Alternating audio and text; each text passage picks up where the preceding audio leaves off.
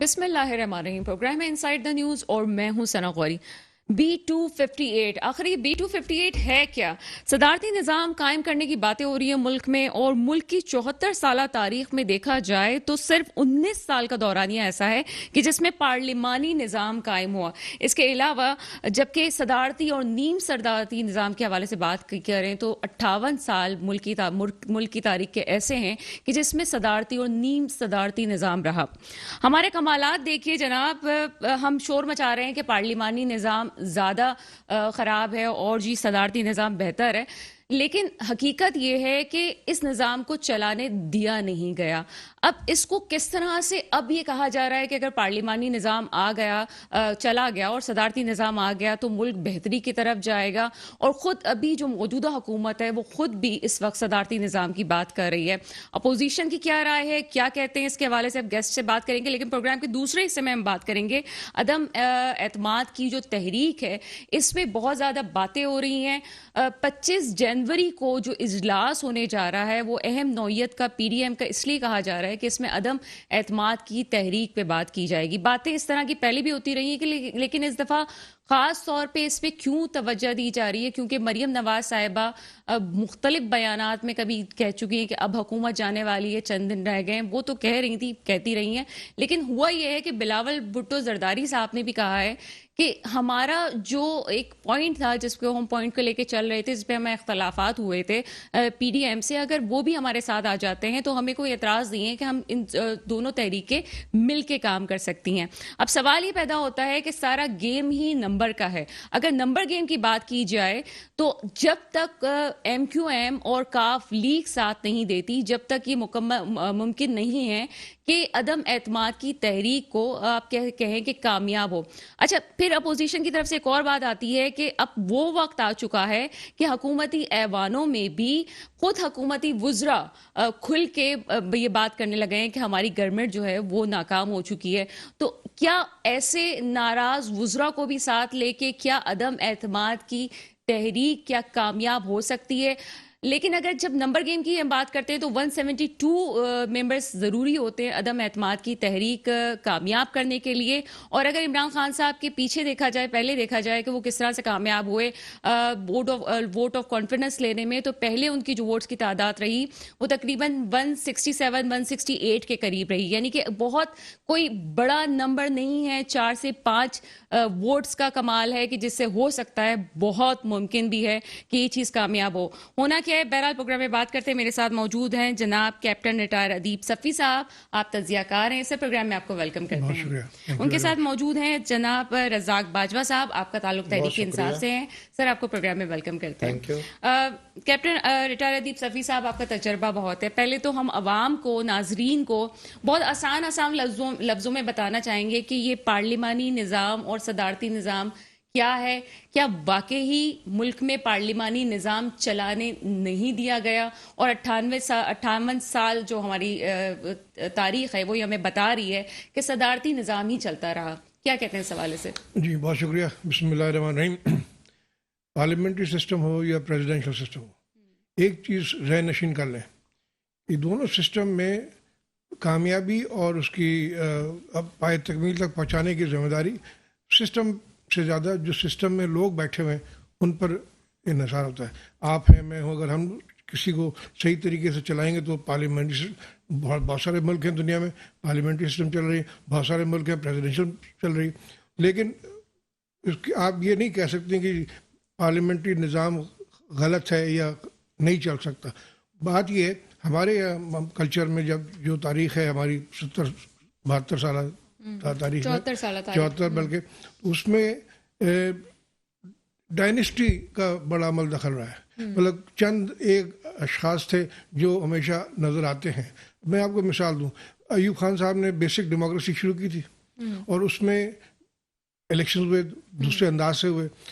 जो चेहरे असेंबली में आए वो, और जो जिया साहब ने नॉन पार्टी इलेक्शन किए, जो चेहरे सामने आए, और उसके बाद जो आप देखेंगे कि वही चेहरे हैं। People are the same under different system, आते रहे और वही चलाते रहे। तो बात ये बड़ी वाज़ेह हो जाती है कि किसी सिस्टम में ख़राबी नहीं है। अगर सिस्टम सही तरीके से चलाया जाए तो सिस्टम चलेगा, और उसमें एक बड़ी इम्पोर्टेंट एलिमेंट ये है कि डिसीजन मेकिंग जो है वो अपने ज़ात से हट के जो मुल्क के मफाद में आप फैसले करें और on national issues by partisan approach. Sir आपके कदा कलामी की माजर चाहती हूँ, लेकिन आप ये भी तो आपने तारीख में देखा हमारे मुल्क में कि जितने भी ये सदारती निज़ाम नाफिज हुआ उसमें इख्तियारात इस तरह से नाफिज हुए कि 4 दफ़ा भी वज़ीर आज़म 2 साल में बदले गए, ऐसा भी हुआ है। तो आप क्या समझते हैं कि उस वक्त जब इख्तियार किसी एक शख्स के पास आ जाता है तो उस वक्त फिर मसाइल और भी बढ़ जाते हैं? बिल्कुल सही। अभी मैं इसी तरफ आ रहा था। पार्लियामेंटरी सिस्टम में अगेन जैसे जो मेन उसका प्रॉब्लम था वो है डायनेस्टोक्रेसी। चंद खानदान अब उनको विरसे में सदारत मिल गई। अगर पार्लियामेंट्री या डेमोक्रेटिक सिस्टम की बात करें तो पॉलिटिकल पार्टीज में भी डेमोक्रेसी होनी चाहिए ना। आप इलेक्ट करके आएंगे तो पूरा एक प्लेटफॉर्म होगा और उसके बाद आप आगे बहुत जाएं। पॉजिटिव बात की, क्योंकि हमारा जो ये मोरसी सियासत का निज़ाम है इसमें हम किस तरह से मुमकिन है कि कोई नया चेहरा हमारे सामने आए? आप ये सोचिए, अंदाजा लगाइए, बिलावल की बात होती है, बिलावल वॉज इन डाइपर्स जब ये उनके जो लीडर्स जो थे वो सियासत कर रहे थे, अब वो उनका लीडर बन गया आके। वो गैर फितरी चीज़ हो गई है। उसी तरीके से मरियम को देखें तो जो लोग अगर अपने पार्टी में डेमोक्रेटिक तरीके से ऊपर आएंगे, तजर्बेकार लोग होंगे, फहम के साथ फैसले करेंगे तो वो सिस्टम चलेगा, चाहे वो पार्लियामेंट्री हो या। लेकिन बिलावल को ये तो पता होगा कि नाना ने ही जो है वो नाना ही उनके जो थे वो पहले सिविल डिक्टेटर थे। उन्होंने प्रेसिडेंशियल टेक ओवर किया, चीफ मार्शल एडमिनिस्ट्रेटर बने। तो इसलिए ये यू कांट ब्रांड थिंग कि ये पार्लियामेंट्री सिस्टम फेल हो गया। आपने इसको फेल किया तो फेल हो गया। अब प्रेसिडेंशियल की तरफ आ जाइए तो जब पाकिस्तान में जैसे आपने कहा कि इतना अर्सा प्रेसिडेंशियल फॉर्म होगा गवर्नमेंट, लेकिन वहाँ पर अगेन एक जो भी डिक्टेटर आया उसने ये कोशिश की तासुर देने की कि मैं डेमोक्रेसी को सपोर्ट करूँगा। तो आपने वह कौवा चला हंस की चाल, अपनी चाल भी। जिया साहब के दौर में ऐसे ही कुछ हुआ। जिया साहब के दौर में हुआ, मुशर्रफ साहब ने भी वो आके शुरू कर दी जलसे वगैरह। तो जो उसमें भी मिक्सअप हो गया। तो इसलिए इस बैकग्राउंड में किसी को आप कह सकते हैं कि चला या नहीं चला, वो गलत है। अगर प्रेसिडेंशियल फॉर्म ऑफ गवर्नमेंट है तो अगर अमेरिका को देख लीजिए, वो उनका प्रेसिडेंट होता है, जो उनके जो मिनिस्टर्स होते हैं दे आर टेक्नोक्रेट्स, ठीक है। वो प्रेसिडेंट अपने आगे टीम बनाता है और मुख्तलिफ जो अपने शोबे के माहिर हैं उनसे वो सेक्रेटरीज बन जाते हैं। वो जो डेमोक्रेसी के जरिए जो इलेक्ट करके आते हैं कांग्रेस में और सेनेट में, वो उनका काम होता है लेजिस्लेशन, वो डिसीजन मेकिंग में उनका इतना नहीं होता। तो इसलिए वो चल रहा है। तो मैं समझता हूँ कि आप जो भी सिस्टम अडॉप्ट करें, चाहे पार्लियामेंट्री अडॉप्ट करें या presidential, it must be based on सोचे समझे प्लान के तहत जैसे चलाया जाता है। और एक उसकी सपोर्ट के लिए अपनी डेमोक्रेटिक पार्टी में उसमें भी आपके इलेक्शन हो और ऊपर आए तो पता चलेगा साहब ये अब पहली दफ़ा सुनने में आया, जैसे आपने इंट्रो में कहा कि पीटीआई में भी कुछ लोग जो है वो हाँ, इस पे मैं आप पे बात करूंगी और इसमें मजीद जो है वो सेकंड पॉइंट पे आपके पास आना है। रज़ाक बाजवा साहब, आपकी पार्टी में खासतौर पर इमरान खान साहब ने कहा कि जी इस पे जोर इसलिए दिया जा रहा है, मैं नाजरीन को बताती चलूँ कि क्योंकि माफिया है जो हुकूमत को कामयाब नहीं होने दे रही, इसलिए खान साहब ये कह रहे हैं कि सदारती निज़ाम ज़्यादा बेहतर है और B258 की बात इसलिए कही जा रही है कि इसको नाफिज किया जाए। ये वाकई ही इसलिए है? बड़ा एक टेक्निकल क्वेश्चन मैं आपसे पूछ रही हूँ, ये वाकई ही इसलिए या इसलिए है कि अदम एतमाद की तहरीक जो है वो कहीं कामयाब ना हो जाए, उससे पहले जो है सदारती निज़ाम लागू कर दिया जाए? तो ये बताइएगा मुझे। जी बिस्मिल्लाह रहमान रहीम। देखें जी, मुल्क में इस वक्त जमहूरी हुकूमत कायम है और इमरान खान साहब को अक्सरियत हासिल है ऐवान में और वो प्राइम मिनिस्टर, नो डाउट। और ये जो सदारती जो बातें चल रही हैं, मेरा ख्याल है कि सोशल मीडिया पे ज्यादा है, सीरियस गवर्नमेंट में तो अभी तक ऐसा है कोई नहीं। खान साहब ने कहा है कि सदारती निज़ाम ये इसलिए कहा कि जमहूरी हुकूमतों ने कंटिन्यू, अब देखें 3 बारियां ली हैं, 3 बारियां पीपल्स पार्टी ने ली हैं, 3 से ज्यादा बारियां नून लीग ने ली हैं, और आप देखें कि इनका इक़्तिदार सिवाय करप्शन के कुछ साबित नहीं हुआ। इन्होंने कोई तब्दीली नहीं लाई। ये अपने लिए, अपने ख़ानदान के लिए एक हॉस्पिटल तक नहीं बना सके। इन्होंने जमहूरियत, हालांकि मुल्क, ये जो हमारा मुल्क, हमारी ममलिकत है, ये है ही जमहूरियत पर चलना और जमहूरियत ही रहनी चाहिए मुल्क में। मैं लेकिन बात ये है कि जब जमहूरियत का नाम ही सिर्फ करप्शन हो गया है, लूट मारी हो गया है, माल कमाना हो गया है, माल खर्च करना हो गया, तो अवाम मायूस होकर फिर सदारती निजाम की तरफ देखती है। तो मैं समझता हूँ कि सदारती निजाम का अभी तो ऐसा कुछ ये बातें खाली मीडिया पर ही आई हैं, लेकिन हुकूमत में ऐसा कुछ नहीं है, ऐसा अभी ऐसा कोई। लेकिन इज़ाक बाजवा साहब, जो ये बातें होती है ना, उसमें कहीं ना कहीं सच्चाई भी होती है। अगर 4 नामों की बात वहां से भी थी तो वो भी कहीं ना कहीं सच्चाई थी कि जी मुस्लिम लीग नून वाले अभी नहीं, हमेशा जब भी हालात उनको बदलते हुए महसूस होते हैं। और अभी भी मैं देख रही थी अभी तो पार्लियामेंट मौजूद है, पार्लियामेंट मौजूद है, कौमी असम्बली मौजूद है, सेनेट मौजूद है, चारों चीफ मिनिस्टर मौजूद है, प्राइम सर मिनिस्टर आपके लिए क्या मौजूद है। मसला है? आप लोग तो जब बिल कोई पास नहीं, करना नहीं, चाहें ऐसा आप पास नहीं कर है, लेते हैं, जब ऐसा आप आइन नहीं में है। तारमीम करना चाहें आपके पास अक्सरियत है, आप कर सकते हैं। आप अगर इस चिक को वापस लाना चाहेंगे तो कौन आपको रोकेगा? हाँ, अगर शिक वापस हो जाती है तो जरूर इस पर, लेकिन अभी तक तो शिक पर कोई बहस ही नहीं हुई है, अभी तक तो ऐवान में आई ही नहीं है। ये सिर्फ सोशल मीडिया की बातें हैं।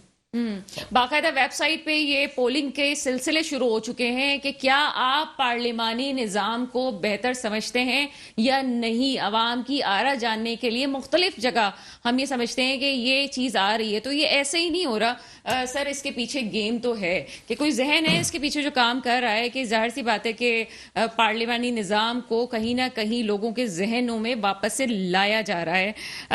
जी अदीब सफ़ी साहब, आपसे ही पूछेंगे कि क्या ये जो सूरत हाल पैदा हुई है, क्या इसलिए हुई है? कहा जा रहा है जो इक्तसादी सूरत हाल है, IMF के साथ माहिदे हैं, ये वो बैक था कि जिसकी वजह से वो जो कह रहे थे इस्टेब्लिशमेंट का साथ है इमरान खान के साथ, तो अब इसी वजह से इस्टेब्लिशमेंट का साथ पीछे हटता जा रहा है और वो ये चाह रहे हैं कि जी अब कोई तब्दीली होनी चाहिए, अब कोई निज़ाम भी बदलना चाहिए, चीज़ें सामने आ रही हैं। देखिए, इकानमी जो है पाकिस्तान की, वो जाहिर बात है काफ़ी नाजुक मरहले से गुजर रही है। आप ये नहीं कह सकते हैं कि we are out of the woods. काफ़ी उन्होंने फैसले किए हैं इकनॉमी को बेहतर करने के लिए। आपकी एक्सपोर्ट बढ़ गई है, आपके जो दूसरे रेमिटेंसेस है वो बढ़ गए, लेकिन चूंकि IMF का लोन इतना हो गया कि आपके पास जो डेवलपमेंट के लिए पैसे ही नहीं बच रहे। तो अब जब यहाँ पर इतनी टाइट सिचुएशन चल रही है तो ये ज़रूरी हो गया कि आप बड़े सोचे समझे फैसले करें। मेरा अपना ज़ाती राय ये, और जो मैं मुशाहिदा कर रहा हूँ, कि अभी तक आपको बड़ी ज़रूरत इस बात की है कि जो एक्स्ट्रा आपकी एक्सपेंडिचर्स हैं, लाइक जो इंपोर्ट कर रहे हैं, जैसे मिसाल के तौर पे 10-12 चीज़ें ऐसी हैं जो आप कह सकते हैं इसको इंपोर्ट बंद कर दो ताकि आपके पैसे बचें। तो अभी इस तरह के कोई एग्रेसिव डिसीशंस नहीं आए जहाँ जिसके ज़रिए आप ये तयन कर सकें कि जी अब इकानमी जो है वो बेहतर हो रही है, अब ये चीज़ें नहीं आएंगी तो आपके पैसे बचेंगे।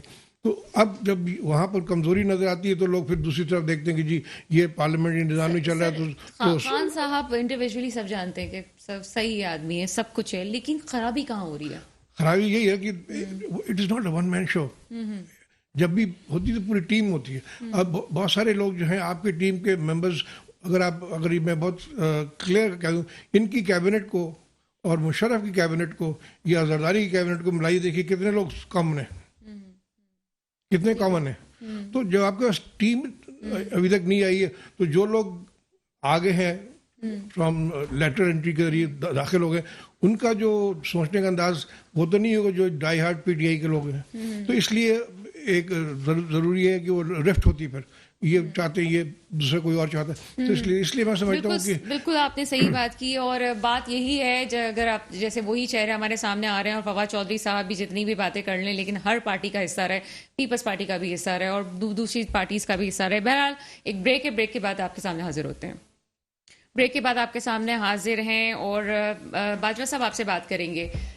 फर्ज करें पार्लिमानी निज़ाम हट जाता है, सदारती निज़ाम आ जाता है, आपके पास चॉइस किया है, ज़ाहिर सी बात है खान साहब को अगर बना भी दिया जाता है, सदारती उहदे पर लियाया जाता है और निज़ाम चेंज हो जाता है, तो आपको लगता है खान साहब से तो अभी भी चीज़ें नहीं कंट्रोल हुई बहुत सारी ज़्यादा? और इस पर हकीकत है, जैसे अभी मैं सफ़ी साहब से भी कह रही थी, इंडिविजुअल उस आदमी में कोई ख़राबी नहीं है, लेकिन टीम का मसला है, क्या प्रॉब्लम है? आपको लगता है मामला सही हो सकेंगे, मामला संभल देखिए जाएंगे? जी, खान साहब की नीयत पे बिल्कुल शक नहीं किया जा सकता। वो सुप्रीम कोर्ट से भी सादिक और अमीन है अल्हम्दुलिल्लाह, लेकिन वो इतनी मेहनत के बावजूद यहाँ पे ये जो करप्शन का सिलसिला है और जो जिन जमातों ने 70 सालों से पंजे गाड़े हुए हैं और उन्होंने ब्यूरोक्रेसी में हर जगह उनके लोग बैठे हुए हैं। वो खान साहब, हम बिल्कुल पीटीआई की गवर्नमेंट में रुकावटें खड़ी कर रहे हैं, लेकिन इंशाल्लाह हमें यकीन है कि इमरान खान साहब इंशाल्लाह इस कश्ती को सर जरूर। आपको नहीं लगता कि आपके अपने वुजरा का भी कहीं ना कहीं कॉन्फिडेंस अभी शेक होने लगा है और वो आपके ही वुजरा जो है पार्लियामेंट में खड़े होकर आपके खिलाफ ही बात करना शुरू हो चुके हैं? देखें जी, हम जमहूरी पार्टी है और वहां पर सबको बात करने की इजाजत सर होती है। घर के मसले घर में भी तो हल हो सकते हैं। नहीं, वो आपके घर में ही हल हो रहे हैं अल्हम्दुलिल्लाह, ऐसी कोई बात नहीं है। जिस तरह परवेज खटक साहब की बात को लेकर के वो जो बताया जा नूर रहा है आलम कि साहब हैं, परवेज खटक साहब हैं। नूर आलम साहब तो एमएनए हैं, वज़रा नहीं है। वो कैबिनेट में जरूर कोई छोटी मोटी बातें होती हैं और खान साहब सबको मौका देते हैं, बल्कि खुद कहते हैं कि जी बताएं क्या करना है। तो उस पर वो मीडिया ने जो है, खास कुछ जो मीडिया हमारे ऑपोजिशन जमातों का वो हम ख्याल होता है, वो फिर उसको मजीद पानी में आग सर लगाने अगर की कोशिश करते सबका हैं। हक है, आप कहते हैं सबका हक है, तो नूर आलम साहब के खिलाफ जो एक्शन क्यों लिया गया आपकी पार्टी में? हाँ, शोकाज दिया है, वो उसका जवाब देने के पाबंद है, पार्टी के एमएनए हैं वो। लेकिन आप तो भी कह रहे हैं कि सबको बात करने का हक है, तो फिर मिल बैठ के बात भी देखिए, करते हैं। नूर आलम साहब ने जो पार्टी पॉलिसी के खिलाफ अगर बात की है तो वो पार्टी को मुतमिन कर देंगे और उन्हें ये हक हासिल है कि वो शोकाज का जवाब दें। अच्छा, आप मुझे एक बात बताएं कि अभी अदम एतमाद की तहरीक के हवाले से बात की जा रही है, आपको लगता है कि कामयाबी हो जाएगी? देखिए जी, हमारी जो ओपोजिशन जमातें हैं, यानी पीडीएम जिसको कह लें या पीपल्स पार्टी कह लें या नून लीग कह लें, इनमें कहाँ दम है?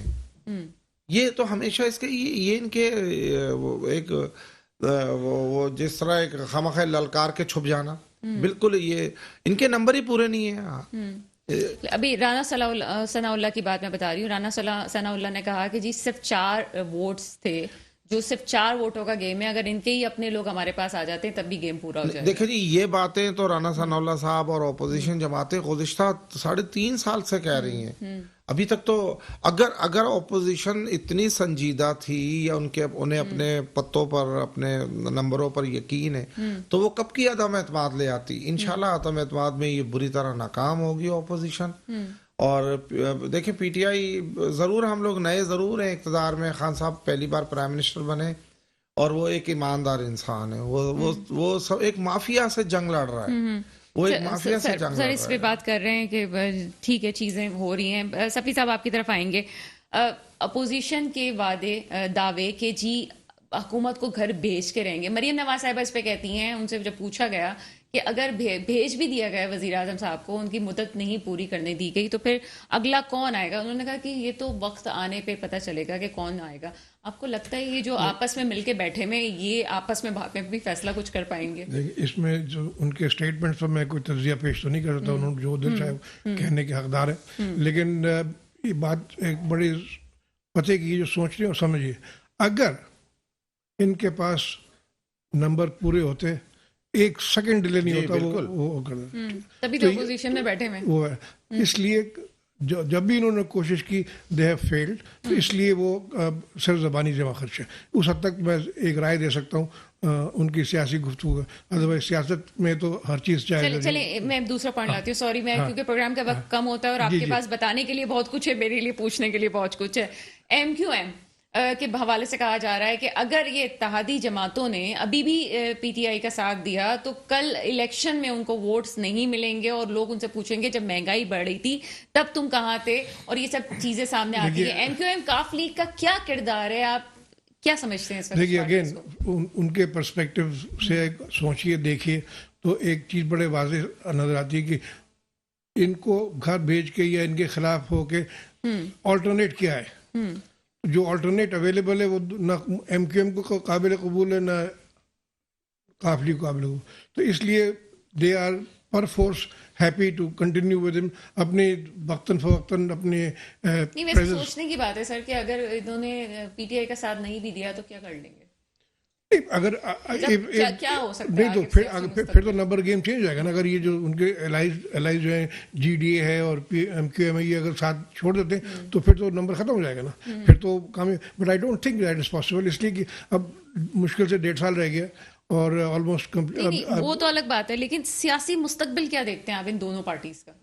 दे हैव देयर ओन, ये MQ was never a national party, वो यही की है लेकिन उनके। हमेशा हर हुकूमत का हिस्सा जरूर हाँ है। राइट, देखें ये बड़ी पते की बात कही आपने। जो छोटी पार्टी है, सूबे की पार्टी है या एथनिक पार्टी है, उनका सर्वाइवल जो है वो उसी में है कि ये हुकूमत के साथ रहे।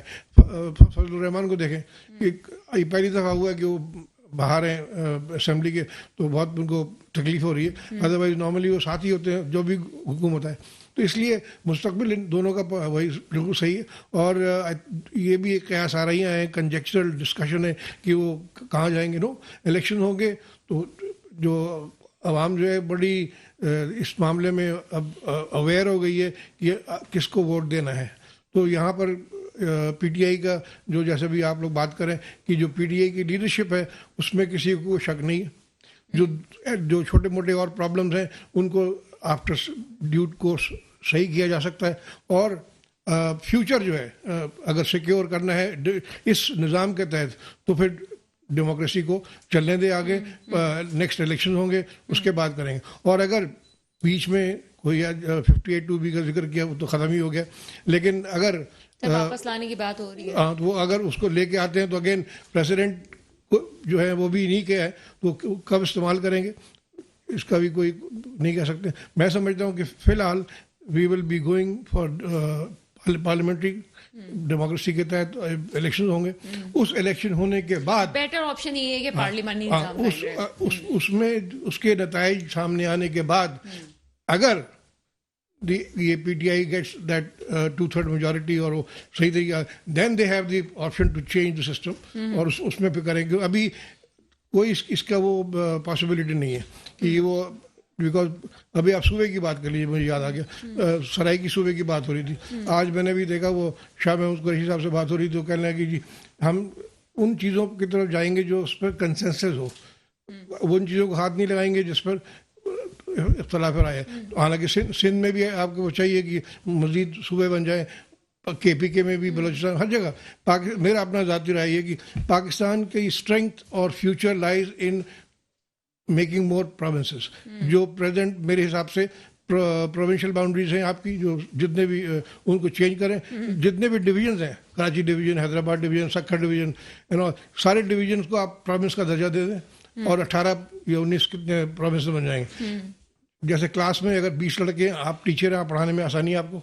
अगर क्लास में 40 लड़के हैं, माने कौन, ये तो वही बात होगी। काला डैम बनाने की बातें बहुत होती हैं, लेकिन अब तक जितने पर्चे जमा हुए हैं वो इतने हैं कि आप अगर उनको ही जमा कर लें तो डैम बन जाता। पता सबको है कि होना क्या है, लेकिन मानना किसी को भी नहीं है। आपकी तरफ आएंगे रज़ाक बाजवा साहब, आपका जो खास तौर पे आपकी पार्टी की तनकीद होती है वो नून लीग की तरफ ज्यादा होती है। अगर नून लीग का अगर बैकग्राउंड देखा जाए तो ताहयात नाअहल हो चुके हैं नवाज शरीफ साहब। मरियम नवाज साहिबा जो है वो असेंबली से इस वक्त बाहर है, वहां पे सियासत हो रही है। आपस में फैमिली की प्रॉब्लम है। स्ट्रॉन्ग कैंडिडेट शहबाज शरीफ साहब है, लेकिन अंदर से उनको सपोर्ट पार्टी की नहीं है, अकेले क्या कर लेंगे। उसके बावजूद आप लोग पीपल्स पार्टी के खिलाफ कम आपकी चीजें जा रही हैं, लेकिन कहीं ना कहीं खतरा आपको नून लीग से भी है। और एक और बात, सॉरी कंटिन्यू करूं उसको, कि सर्वेज ये कह रहे हैं कि 29% जो है इस वक्त पंजाब में वो नून लीग पॉपुलर है और 28% जो है तहरीक इंसाफ पॉपुलर है। और ये आप भी जानते हैं, पूरा पाकिस्तान जानता है, जो पाकिस्तान पंजाब में बैठा है गवर्नमेंट उसकी मजबूत बनती है। देखिए जी, बहुत सारी बातें कर ली जी शुक्रिया। अगर हम पॉपुलर ना हो, अगर हमारी मेजोरिटी वहाँ ना हो, तो हमारी हुकूमत वहाँ ना हो। चीफ मिनिस्टर आगे की बात कर रही हूँ, आगे जो देखिए जी, आगे जो हमारे जो इस तरह के जो तज्जिए जो हैं वो बहुत बार छपते रहते हैं। इन तज्जियों से नहीं, इंशाल्लाह ताला। अब जिस तरह तहरीक इंसाफ पंजाब भर में हेल्थ कार्ड तकसीम कर रही है, देखिए पीटीआई में जो सबसे बड़ी हमें प्रॉब्लम हुई है ये कोरोना की वजह से। ये मुल्क भर में जो है ये जो महंगाई का जो तूफान आया, ये कोरोना की कोविड की वजह से। चलिए उस पे आ जाए। नून लीग के हवाले से इतने बयानात, 4 नाम गए, शहबाज शरीफ ने बोला शरीफों की जो है वो अब सियासत खत्म हो चुकी है, ये बात भी सामने आई। फिर वो 4 नाम पे बहस होती रही कि कौन से लोग हैं जो कि एस्टेब्लिशमेंट से जाके मिल रहे हैं। तो ये क्या सिलसिला है सर? देखिए जी, एस्टेब्लिशमेंट जो है वो अपने दरवाजे सबके लिए खुले रखती है। अभी मना कर दिया उन्होंने, DGI-SPR ने साफ कह दिया हमारा कोई ताल्लुक नहीं है, जो कहता है उससे जाके खुद पूछ लेंगे क्या है। लेकिन बिल्कुल। आपकी पार्टी भी घसीटती है, कभी हाथ रखने की, हाथ खींचने की बातें होती हैं। नहीं देखिए जी, एस्टेब्लिशमेंट भी हमारी इस मुल्क की एस्टेब्लिशमेंट है, अल्लाह ना करे कोई किसी गैर मुल्क की एस्टेब्लिशमेंट नहीं है। और लोग अपने तहत अपने राब्ते राब्ते वास्ते रखते हैं और जरूर मिलते होंगे और मिलते रहना चाहिए। क्या इसमें क्या गिला है, क्या शिकवा है अपने मुल्क की अगर अच्छा, आपको एस्टेब्लिशमेंट लगता से है कोई हमारे? नाराज हुआ है आपसे? ये जो कह रहे हैं कि नाराज हो गए। नहीं नहीं, ऐसा कुछ नहीं है, ऐसा कुछ नहीं है, अल्हम्दुलिल्लाह कोई नाराज नहीं है। होते हैं पार्टी में छोटी मोटी बातें होती हैं, वो नहीं, इस पार्टी में नहीं, जिनकी बात की जा रही है कि जी साथ नहीं छोड़ नहीं नहीं देंगे। देखें, लेकिन अगर मुल्क के अगर हालात की वजह अगर से कह रहे अगर हैं। मैं खुल्लम खुल्ला अर्ज करूं, अगर कर ये लेना, इल्जाम हम भी बात लगाया कर जा रहे रहा हैं। है कि एस्टेब्लिशमेंट तहरीक इंसाफ के साथ नाराज है, तो भाई उन्हें कैसे पता चला? इसका मतलब है कि वो राब्ते तो उनके हैं, हमारे तो नहीं है। हम ठीक तो है। एक जमहूरी पार्टी है, जीत कर आए, इमरान खान साहब को ऐवान में अक्सीरियत हासिल है, वो प्राइम मिनिस्टर हैं। मेरा अब ख्याल है कि एस्टेब्लिशमेंट DGI-SPR का बयान बड़ा जबरदस्त था जी, मौके उन्होंने पे। वजाहत कर चुके हैं, DGI-SPR वजाहत कर चुके हैं कि हमने किसी से राब्ता नहीं किया। ये इसमें एक चीज ऐड जी कर जी दूं सर, बिल्कुल। कि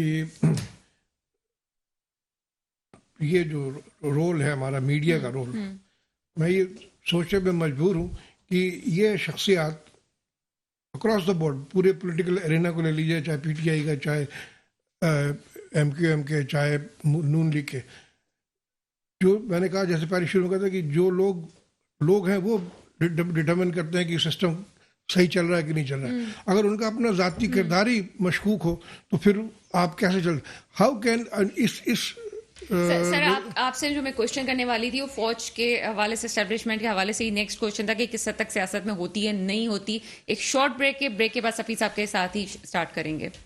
ब्रेक के बाद आपके सामने हाजिर है, लेकिन जिस सवाल को छोड़ के गई थी वो नहीं करूंगी। जब हम ब्रेक पे होते हैं तो बहुत सारी बातें, और सफ़ी साहब के पास बात करने के लिए बहुत कुछ है। हमारी खुशकिस्मती है कि ऐसे लोग हमारे पास हैं जो कि खुल के और बड़ा खरा बोलते हैं। तो सवाल को कुछ चेंज करूंगी इस वक्त। सर वही बात है कि ज़ाती किरदार, मोरसी सियासत, और अगर शहबाज शरीफ की हवाले से भी बात की जाए तो बहुत क्लियर रोल नहीं है इस वक्त। नैब के केसेस का सामना कर रहे हैं, मरियम नवाज साहब अभी बेल पे हैं इस वक्त। कोई और कानून पास हो जाता है या कोई तरमीम हो जाती है तो वो अलग बात है, लेकिन फिलहाल ताहयात ना अहल हैं नवाज शरीफ साहब। क्या कहते हैं इस हवाले से?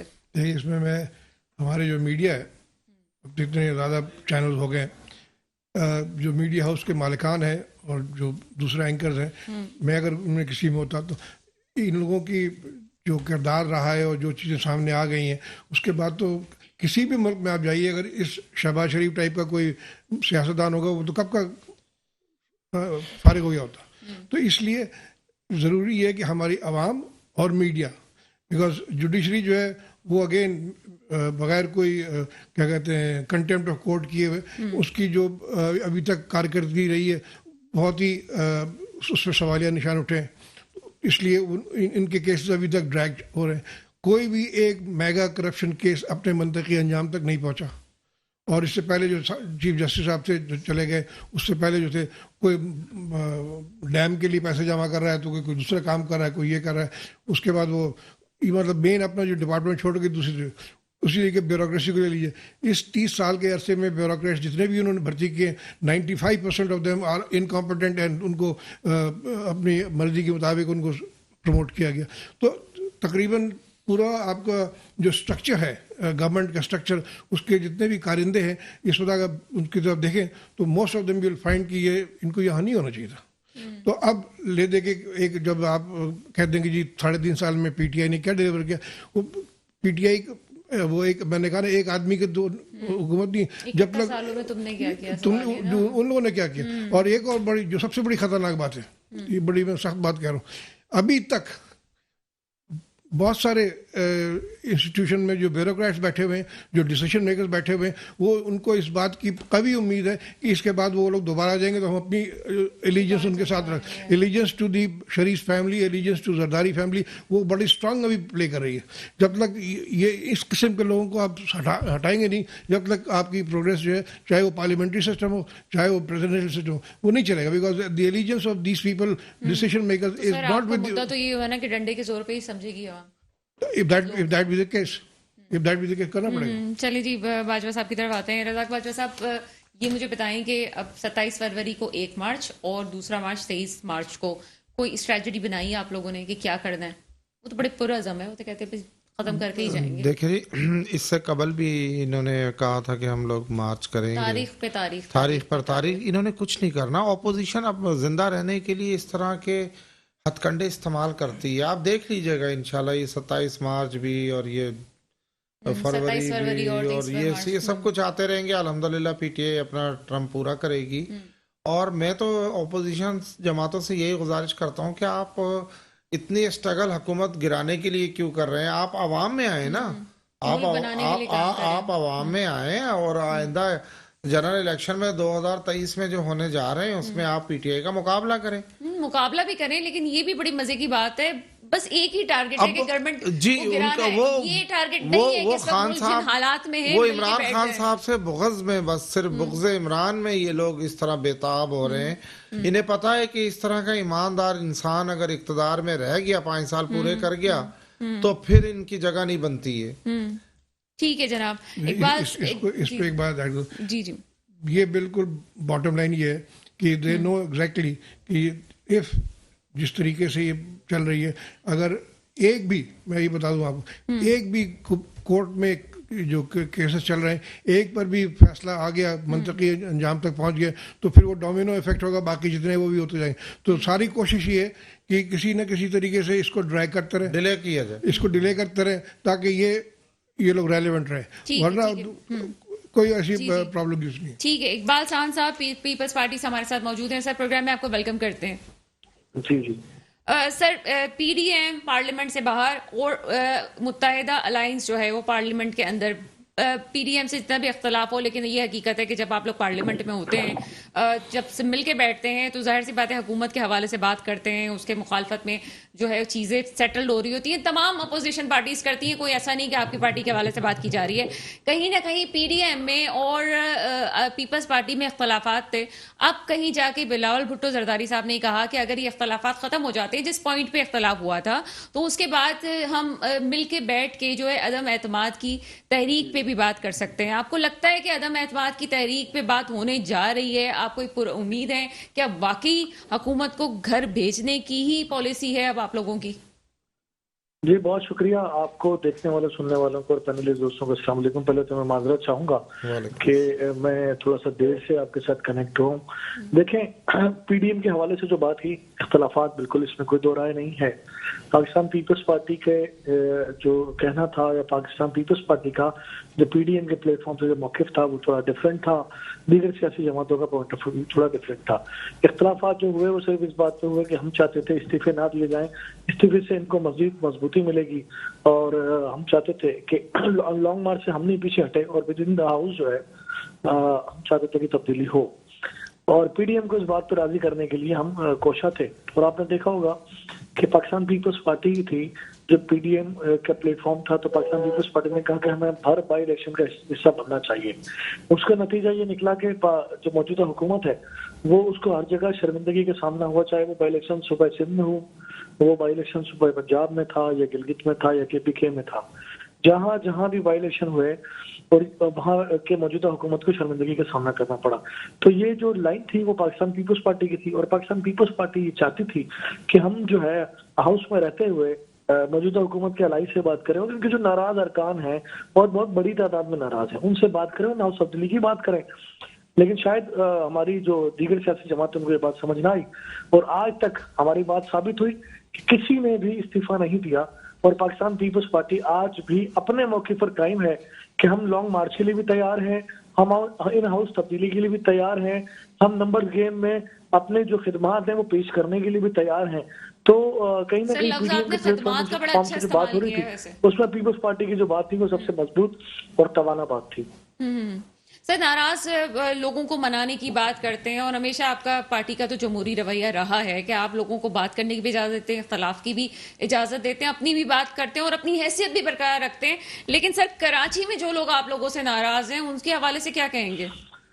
देखिए, बात बड़ी गौर से समझनी है आपने, मुझे 2 मिनट दे रहे हैं बड़े जी जी सुकून मैं से। सर आपके फंसाती हूँ। कराची में जो लोग पॉलिटिक्स कर रहे हैं या सूबा सिंध में जो लोग पॉलिटिक्स कर रहे हैं शहर कराची में, क्योंकि शहर कराची सूबा सिंध का हिस्सा है, सूबे में जो लोग पॉलिटिक्स कर रहे हैं उसमें जमात इस्लामी हो, मुत्तहिदा कौमी मोमिन हो, पीएसपी हो या जीडीए हो, देखिए अगर ये सारे एक पेज पर भी आ जाए तो ये पीपल्स पार्टी के नंबर्स के बराबर है, यानी कि 50% भी नहीं पहुंचते। सर जो ये आपका बात आपको कॉन्फिडेंस है ना वो ये बात पीटीआई आपको का बहुत अच्छी कॉन्फिडेंस है तरह पता वफाक है। में।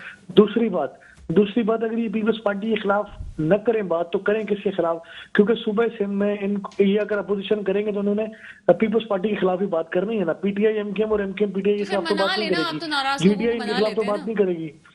जहां पर देखना हमें ये पड़ेगा कि अभी इन्होंने जो हालिया दिनों में चंद 100 लोगों का मुजाहरा किया, तमाम सियासी जमातों ने मिलकर जो मुजाहरा किया, उस मुजाहरे में एमकेएम कहती है, जनाब वसीम अख्तर साहब ने कहा कि टूल प्लाजा के आगे किसी सिंधी के साथ हैं, जो अलग सूबे की बात करेगा उसकी जबान खींच लेंगे। तो देखिए पहले तो ये अपनी रायों का तयन करें कि कौन किसके साथ खड़ा है और कौन किसकी बात की तायद करता है, और यही पीटीआई जो एमकेएम को दहशतगर्द जमात कहती थी वो खड़ी है उनके साथ। ये सारी बातें इनकी बातों से इत्तेफाक नहीं करती। जहां तक एहतजाज की बात है, मुजाहिरों की बात है, हर सियासी जमात का हक है, लेकिन मैं कहता हूं दलाइल से बात करें। इनके पास अभी तक दलाइल कोई नहीं है। ये बैनर्स लगाते हैं काला कानून, जी आप बता दें कानून का कलर कौन सा है, अगर काला है तो मैं मान लेता हूँ जी काला कानून है। और दूसरा ये बैनर इन्होंने लगा दी शहर पे कब्जा करने नहीं देंगे, शहर पे कब्जा नामंजूर। तो कब्जे की इस्तेलाह भी बता दें कि कब्जा उस तरह का था जैसा 12 मई को एमकेएम ने किया कराची में, या कब्जा उस तरह का था जब इनका एक कारकुन शहीद कर दिया जाता था या कत्ल कर दिया जाता था तो जवाब में ये 100 लोगों को कत्ल करते थे। ये कब्जा उस तरह का है कि 9 अप्रैल को जो वकला जिंदा जला दिए गए थे उस तरह की कब्जे की बात हो रही है, या ये कब्जा उस तरह का है कि बल्दिया की फैक्ट्री में मजदूरों को जिंदा जलाने का कब्जा हो। तो ये कौन से कब्जे की बात एमकेएम कर रही है, और एमकेएम किस मुंह से ये बात करती है कि जिन्होंने 30-35 सालों तक 2016 के बाद मेरी बहन आज तक इस शहर में हड़ताल नहीं हुई, जिन्होंने 2016 तक 35 सालों तक इस शहर में हर हफ्ते में 1-2 हड़तालों का जो फार्मूला बना रखा था शहर को तबाह बर्बाद करने का, कराची शहर बंद होता है तो इस मुल्क में अरबों रुपए का एक दिन में पाकिस्तान नीचे आता है। इन्होंने 35 सालों तक ये काम किया है, हर हफ्ते कराची को बंद कर दिया करते थे। अच्छा सर, चूंकि प्रोग्राम का वक्त कम होता है, चले आपने एमकेएम के हवाले से बात कर ली, थोड़ी सी बात जमात इस्लामी के हवाले से करें क्विकली। मैं क्या बात करूं जमात इस्लामी को जो डिक्टेटर का लाया हुआ जो कानून होता है और वो इनको पसंद है, क्योंकि डिक्टेटर इनको सूट करते हैं। साबित मैं कर सकता हूं 1979 में अब्दुल सत्तार अगवानी जो है वो मेयर कराची बने थे, और जबकि नाइब मेयर थे पाकिस्तान पीपल्स पार्टी के। नंबर्स हमारे ज्यादा थे, हमारे लोगों को अगवा करके अगवानी साहब के नंबर्स पूरे किए गए, और नाइब जो है ना नाजिम पीपल्स पार्टी का बना। अगर हमारे पास नंबर नहीं थे तो नाइब नाजिम हमारा किससे बनता। दूसरी दफा मेयर बना नेमतुल्लाह खान साहब, तो वो जनरल मुशर्रफ एमकेएम से बाइकाट किया गया या करवाया गया, इनको स्पेस दिया गया। दूसरी बात कि इन्होंने कहा था कि बल्दियाती इलेक्शन में जो गैर मुंतखब नुमाइंदे वो मेयर नहीं बन सकते, तो जमात इस्लामी से सवाल तो बनता है ना कि नेमतुल्लाह खान साहब कहां से मुंतखब हुए थे जो उनको मेयर कराची बना दिया गया। मैं एमकेएम से सवाल तो बनता है, हैदराबाद में कंवर नवेद को इन्होंने मेयर बनाया था, ये दोनों गैर मुंतखब नुमाइंदे थे। देखिए टाउन का जो निजाम है वो पाकिस्तान पीपल्स पार्टी को सूट नहीं करता, बावजूद इसके इन्होंने अपोजिशन। ठीक है, मेरा ख्याल है कि राब्ता जी जाइए, हमने कहा बिस्मिल्लाह आ जाए, टाउन का निजाम बना देते हैं। ये इख्तियारात की बात क्या मेयर को इख्तियारात देने की बात करते हैं? हमने तो इख्तियारात यूनियन काउंसिल तक मुंतकिल किए हैं और काउंसलर तक मुंतकिल किए हैं। इसमें अगर मेयर के इख्तियार यूनियन काउंसिल को चले गए तो उनको तकलीफ होनी नहीं चाहिए। कभी भी सूबा सिंध के अंदर प्रॉपर्टी टैक्स जो है लोकल बॉडी के नुमाइंदे नहीं दिया करते थे। सॉलिड वेस्ट मैनेजमेंट का जो डिपार्टमेंट सूबा हुकूमत ने बनाया था वो मेयर के मातहत कर दिया गया। वाटर बोर्ड में को चेयरमैन।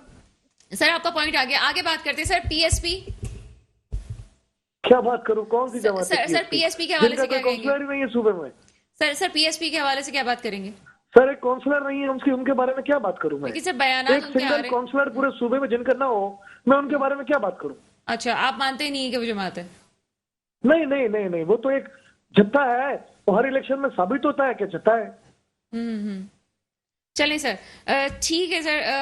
रज़ाक बाजवा साहब आपकी तरफ आते हैं, बहुत सी बातें हैं इसमें।